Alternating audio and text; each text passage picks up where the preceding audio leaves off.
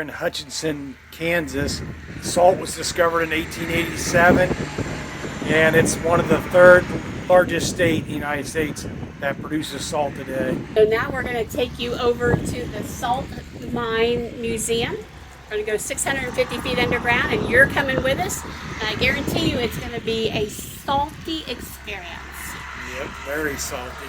And then we're going to go for barbecue, so stay with us.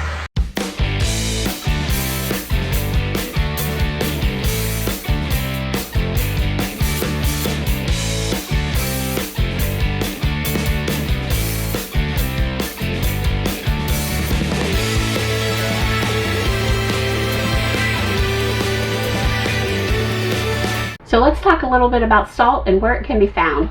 Salt is found all over the world, including Mars.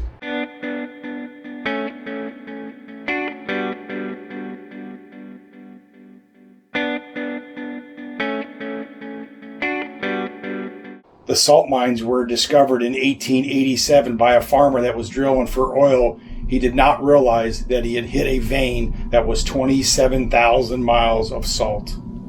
This salt was all formed during the Permian period, when shallow seas covered the earth. So what happened, basically, the glaciers would come in and it would force water into all these different areas. So when it melted, little bits were left everywhere. Eventually they evaporated and the salt was left. So this was the original mine entrance. This is still a working salt mine, which is about 5 miles away from where the museum is now. So we're going to take you in through the museum entrance, but that's going to take us deep into the ground of the original mine that was mined in the 40s, 50s, and 60s. So when you get underground, you'll see that the salt is formed in layers. Those layers are called strata. Now, we used to be called the Kansas Underground Salt Museum, which is very self-explanatory, but it's also a very long name. It's a bit of a mouthful. So we decided to switch it to Stratica to mention how the rock was formed and those layers, while also having a unique name that's going to show up the moment you type it. So entering the salt mine, we're dropping 650 feet underground and 275 million years into the past. That's over 2 football fields for you guys that know math. I don't know math. Traveling down our elevator, we're going through 130 feet of aquifer, 220 feet of shale, 100 feet of salt. Flooring is andrite. Yeah, it's like a rock. You don't think it's going to be a rock. They said if we find loose salt, we're not supposed to pick it up or keep it. But at the end, it will be some we can pick up and keep. And they said the salt is not processed, so don't lick it, Bob. Look at this thing. Bob, don't lick it. I don't want to. I'm not a deer. It's a big giant crystal. Big giant crystal of salt. Pretty cool. Pretty solid. It looks like they bore the holes, look like a 1-inch hole, and then they tie up blasting caps and they connect it by a wire and blast out a whole wall section at one time. Interested in taking this tour, they have 2 options. One is a Salt Blast Pass, which gives you a 2.5-hour guided tour, and it gives you one kind of ride. The second one is a combo Salt Blast Pass plus a Salt Safari, so you get everything from the first tour, but you also get a more in-depth ride, and this is the one that we opted for. The museum, you do take a nice walk to the tram car, and it's sort of like walking through a cave with an even floor and even ceiling, so if you're a little claustrophobic, it might bother you a little bit. So in a cave, you're used to airflow coming in, and you can feel that it feels chilly. It doesn't really feel chilly underneath the ground in the center of the earth. But how does the wind work again? What did they say? Well, they have massive tunnels, wind tunnels that bring air in and exchange air just so you got enough oxygen level down there to be able to breathe. In case you're wondering, it doesn't smell bad. It's not moldy or musty. Sometimes like a cave can smell like. Yeah. It's actually very pure, clean air. First tour is kind of really meant to share with you how the miners lived while they were down there, because they were down there all day on several different shifts. So they had to have a place to eat, they had to have a place to go to the bathroom. So it kind of shows artifacts, and then it shows you how they mined and how they worked and how dangerous it was while they were down there. And then we even found a huge trash pile of trash that was from like the 40s and 50s. And there was a sandwich that somebody had eaten some of and thrown it into the trash pile. It's still in the corner from 1947.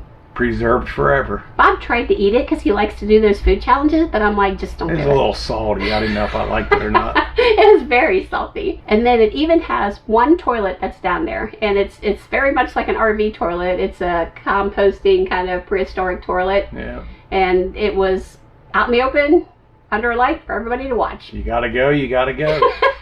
So the second ride takes you more in depth into the mines farther out, and you get to see kind of the railway system where they carted the salt in and out of. You get to see the vacant passageways in time, and it's very dark. They give you just a little flashlight to kind of shine. It was us and this other couple, so we had enough light shining, but it's pretty interesting to kind of, you know, just be driven more into the madness of darkness.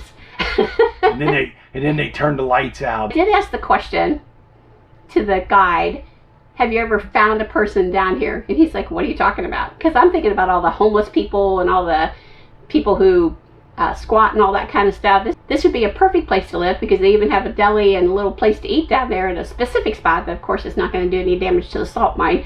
But you could squat down there in the darkness and nobody would know. And there's a little piece of sandwich if you find it. Yeah, there's food and there's a toilet. If you're by yourself, you're probably pretty good for a while. Everything a squatter needs. Yeah, but he just was like, what? What are you talking about? I'm like, okay, never mind. He did talk a few times about how a couple miners got lost down there, and it almost made them go crazy because they were just in pure pitch blackness.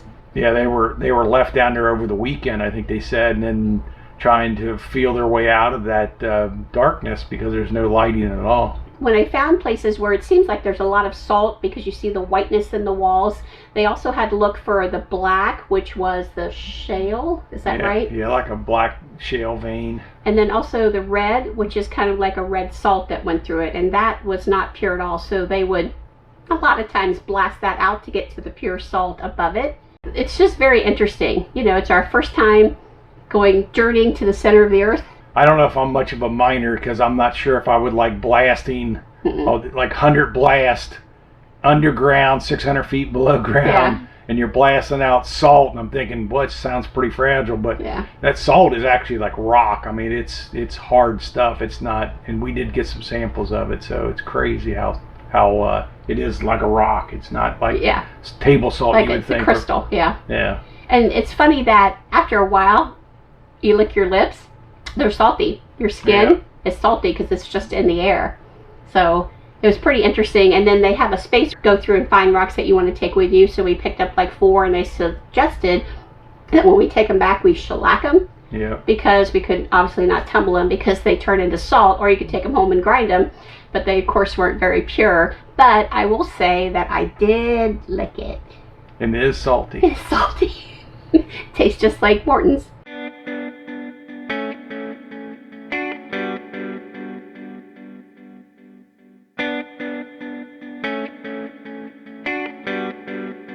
So this is a piece of salt we were able to pick up in the pile that they allowed us to pick up.